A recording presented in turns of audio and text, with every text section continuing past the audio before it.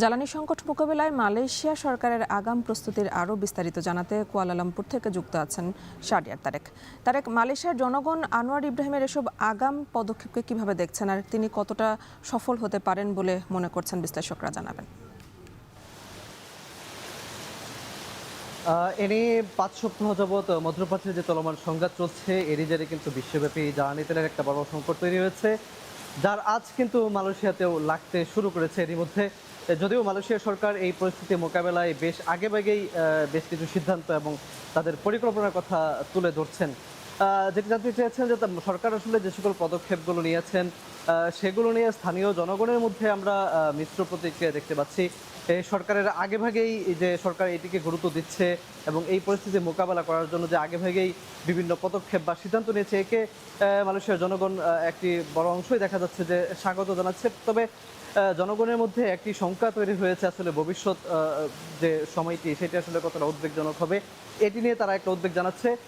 যদি আপনাকে জানাই যে মালয়েশিয়াতে যে এই যে চলমান সংঘাতের ফলে মধ্যপ্রাচ্যে মালয়েশিয়ার পরিস্থিতি যদি একটু জানাই আপনাকে, যে জ্বালানি তেলের সংকট তৈরি হয়েছে এর ফলে আসলে ব্যাপকভাবে যে নেতিবাচক একটা প্রভাব মালয়েশিয়াতে পড়েছে সেটি আমরা এখনো দেখতে পাচ্ছি না। বিশেষ করে নিত্যপণ্যের যে দাম সেটি কিন্তু আগের মধ্যেই আছে।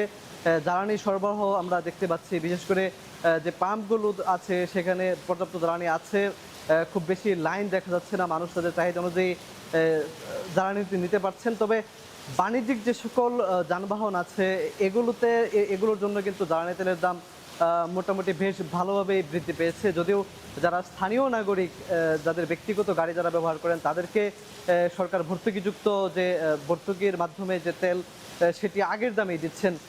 এবং যদি নিত্যপণ্যের দ্রব্যমূল্যের কথা বলি, নিত্যপণ্যের দ্রব্যমূল্য এখনও আগের পর্যায়ে আছে। যদিও কিছু কিছু সমিতির পক্ষ থেকে বলা হচ্ছে যে যদি এই সংঘাত আরও দীর্ঘমেয়াদী হয়, যেহেতু সারকে আমদানি করতে হয়, একই সঙ্গে এখানে এখানে যে মুরগি যে উৎপাদন হয়, মুরগির যে খাবার সেটিও বিদেশ থেকে আমদানি করতে হয়, ফলে এবং জ্বালানি তেলের দাম বৃদ্ধির ফলে যে পরিবহন ব্যয় বৃদ্ধি পাচ্ছে সেটি যদি অব্যাহত থাকে সেক্ষেত্রে যে নিত্যপণীয় যে পণ্য আছে সেটি 50% বৃদ্ধি পাবে। যদিও মালয়েশিয়া সরকারের পক্ষ থেকে বিভিন্ন পদক্ষেপ নেওয়া হচ্ছে, এরই মধ্যে আমরা জানতে পেরেছি যে চলতি বছরের 15 তারিখ থেকে সরকারি যে সকল দপ্তরের কর্মকর্তা কর্মচারী আছেন তারা বাসা থেকে কাজ করবেন, যাতে করে এই যে জ্বালানি সেটি সংকট মোকাবেলা হয়। একই সঙ্গে সরকারি যে সকল বড় প্রকল্প আছে সেগুলোকে স্থানীয় সাময়িকভাবে বন্ধ রাখার জন্য পরিকল্পনা করছে।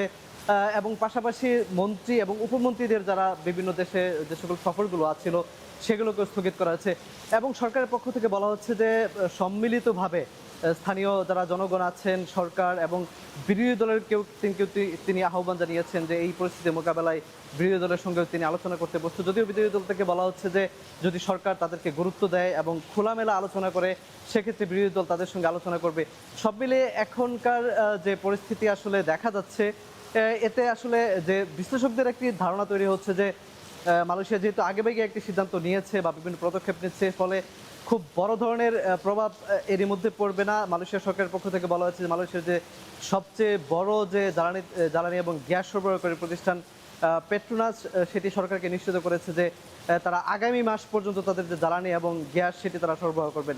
ফলে জ্বালানি নিয়ে বা গ্যাস নিয়ে আগামী মাস পর্যন্ত সরকার এখনও নিশ্চিত আছেন। ফলে এখনই আসলে বলা যাচ্ছে না যে পরিস্থিতি আসলে কোন দিকে যায়। তবে বিশ্লেষকরা বলছেন যে গণপরিবহনের মাত্রা বাড়িয়ে বা সংখ্যা বাড়িয়ে যাতে মানুষকে গণপরিবহনের দিকে ঝুঁকানো যায়, ব্যক্তিগত পরিবহনগুলো যদি কমানো যায়, জ্বালানির উপর যদি একটা চাপ কমানো যায়, সেক্ষেত্রে হয়তো বা ভবিষ্যতের যে একটি সংখ্যাময় পরিস্থিতি তৈরি হচ্ছে সেটি সামাল দেওয়া সম্ভব হবে।